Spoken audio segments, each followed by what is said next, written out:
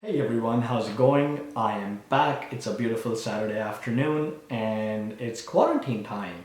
And I figured I would produce one more video based on how my experience went at the United Nations World Food Program and what my internship experience in particular was like. And I've been receiving so many heartfelt messages from you guys across the social media platforms, on Instagram, emails, in person, and whatnot. And today I'm going to be covering a lot of questions that you guys might have had. And these questions can be a lot of things that people think but are really untrue. I'm going to be uncovering or busting a few myths as well. And I'm going to be giving you guys a few tips and tricks to make sure that your application for your next UN internship goes smoothly and you do get the job.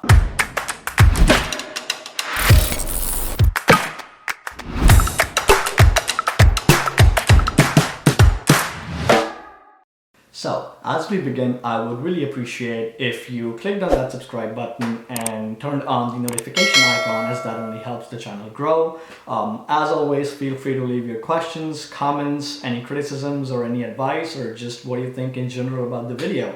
I'm always happy to read all of your comments, and that just tells me that my passion for my storytelling is only going in the right direction. Stay tuned till the end of the video to find out 2 secret ways through which you can also work at the United Nations. As we begin, I would like to make sure that you have seen my previous video on how I got an internship at the World Food Program, which should pop up on the top left hand side corner right now. And if you have seen that video, great, this would help set up a lot of groundwork for this video. To start off, you might be wondering as to how can you make your application stronger to any of these UN entities that you are thinking of applying. Make sure that you list very strong skill sets and even the niche skill sets that you bring onto the table. It's really important that you talk about how you have been applying those skills in areas that you're interested in pursuing, not just on your professional trajectories, but also in the areas within the UN entity that interest you. Because one of the most key things to remember is that the UN is not just looking for your interests, but it's also looking for the kind of work that you have already accomplished in the past within that area using those particular skill sets and how those have proven fruitful to your clients or to the people you were hoping to make an impact with. Next, make sure that once you are on that stage where you think that you have gotten an interview, make sure that you are speaking not just to your resume, but how your resume aligns to the position that they might be looking for. Now, don't be scared to go out and say what you would like to pursue once you are in those positions or once you get that position, so as to say, but you want to make sure that you are strictly speaking to what they are looking for.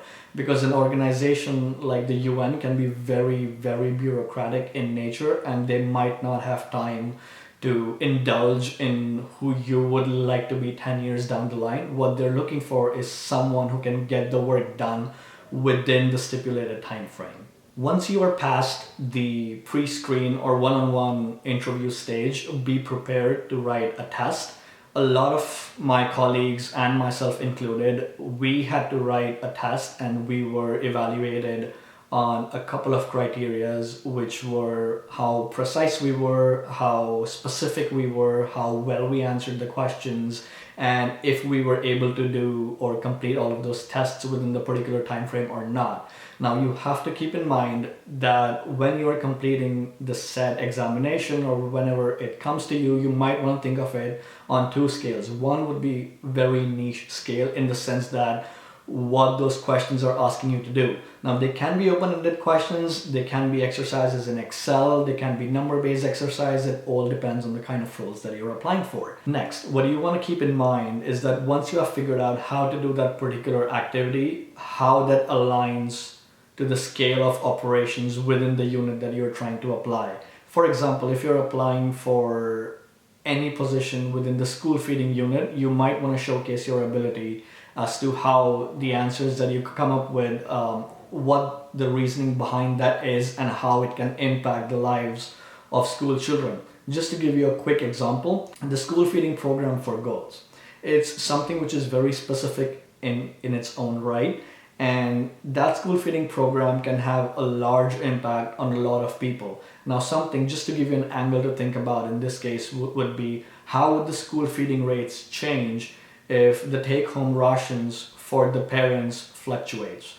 Now, there's a huge correlation between the school feeding program as well as the take home ration that they get. Now, if that sort of changes, the interest or the incentive for the girls to come to school changes as well. So that is just one sort of angle for you to think about. And trust me, even I did not know of all of these angles. It was my brilliant supervisor, my colleagues, my peers. It's all their credit, and they were the ones who propelled me to think in a particular way or in a particular angle which was not thought of before. Now, once you're past the examination stage, once you move on to the next stage, or if you're between those two stages, something that you might want to start doing would be to start reading up on all of the publications, fact sheets, every single material that that division has ever produced. And that stays true for every UN agency out there, not just the World Food Program.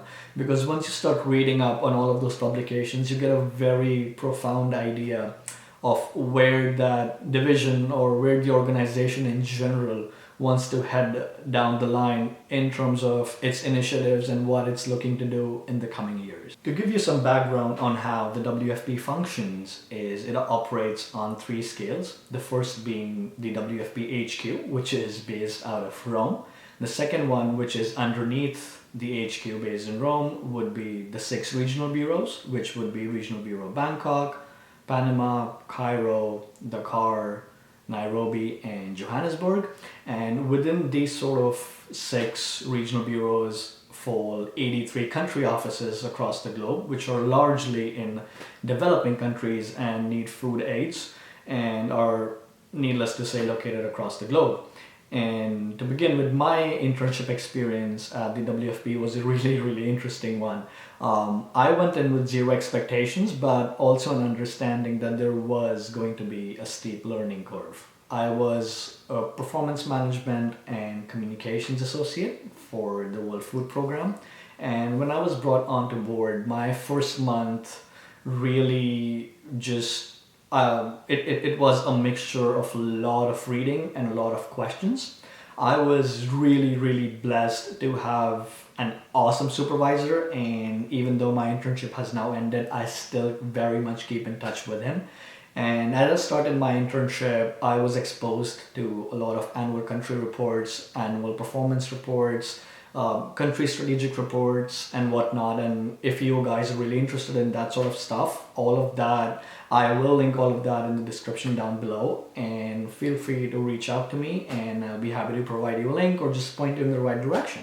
Once I had a basic understanding of what piece fell where or how things worked in general, I started expanding my relationship footprint, so as to say, because there's a lot that goes on into the World Food Program. It has lots of division departments which is really focused towards different sort of initiatives.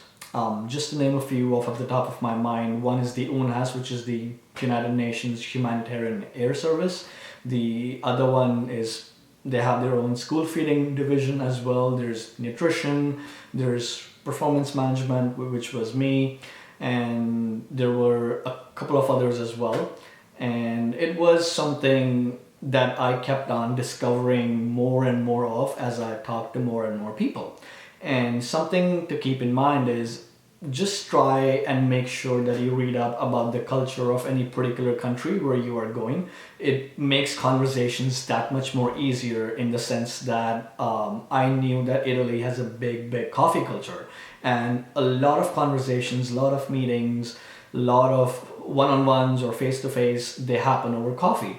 So every single time I had a question or I wanted some clarifications, I would just ask my supervisors, peers, colleagues, fellow interns if they wanted to grab a cup of coffee, and we would just go down to the cafe and we would have hour-long sessions which were very productive in nature. Now that you have information on how one can apply for an internship or for a consultancy, how you can make your CV stronger or your application stronger in this case, now you know what my experience was like. I want to share with you guys some information as to what you can expect once you start packing for your destination country where your consultancy or internship is based. Tip number 1, make sure that you are well aware of that country's culture and you're also aware what documents you need in order to apply for the visa for that country. Now, of course, one might think that it is a no-brainer, but you also want to make sure that you understand that you're not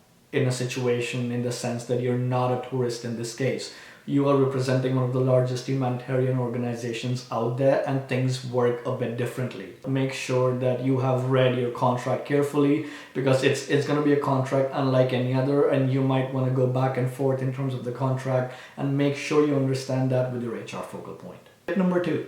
This experience is going to be a life-changing experience for you. So you want to make sure that you read up about the division that you are going to be working for. Make sure you understand your role and make sure you're well versed on your first day to just hit the ground running once the introductions and the formalities are done, just so that everyone around you is comfortable working with you and they can depend on you when the time comes. Tip number 3, always ask questions. I've seen so many people who hesitate to ask questions, and in the process they completely butcher the project that they have been working on. And this is not just UN specific, but throughout my professional career I have seen people do that. So if you're an intern or even if you're a consultant, people are understanding of the fact that you are just starting out in the behemoth of an organization, which is the United Nations, and it can be a bit stressful as well as a bit difficult to start out, in the sense that you might need some time to come to terms with the material which is being thrown at you. Tip number 4. Once you have a profound understanding of how things work, and once you have a good grasp on things, and once you're in the middle of all of that stuff, you might want to start expanding your relationship footprint. Why, you ask? Usually people complete their contracts 1 year, 2 year, 3 year, and they start moving outward, in the sense that now they're looking for exposure within the other UN agencies. And everyone who works in the UN agencies are expats, just like you and me. So 5 years down the line, someone who is working with you right now, you might see them working at a completely different UN agency, which you are fascinated by. So make sure you start expanding and start building on that relationship footprint, so when time comes down the line, when you want to set your foot in other UN agency which catches your interest, you have someone you know, and it's that much easier for you to get your foot in the door. Now that you've all of this information, I would like to debunk 3 common myths that you might have heard of. Number 1. No, you do not need a degree in just international relations to work at the United Nations. In my personal experience, rarely did I come across a single person who had just a degree in the international relations field. There are people from all walks of life having different education credentials, and they have a vast, rich experience in not just their field of expertise, but also the field that interests them. So if you're thinking, oh, I don't have a degree in international relations, don't worry. You can still apply and you can still work. Number 2, no, the United Nations does not sponsor your visa. It simply expedites the process for you to get a visa. Just as an example, if you're applying at a UN agency, which is based in Rome, the HR focal point who you are dealing with will send out a letter to the Italian consulate in your country stating that you have received an internship or a consultancy and that your visa should be expedited as soon as possible, which, believe me, it will be. And last but not the least, number 3. No, you don't always need a master's degree to apply for an internship. Although a master's degree can be highly recommended, a lot of my peers, colleagues, fellow interns just had degrees which were bachelor degrees by nature. Yes, it does give you more credibility to your application. However, unless otherwise stated, no, it's not required. Thanks for sticking to the end of the video. As I said, here are my 2 secrets that I would like to share with you as to how you can also work at the United Nations.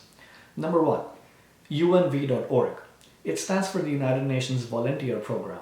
The United Nations has lots of implementing partners all across the globe. You can get your foot in within the United Nations by volunteering for the UNV.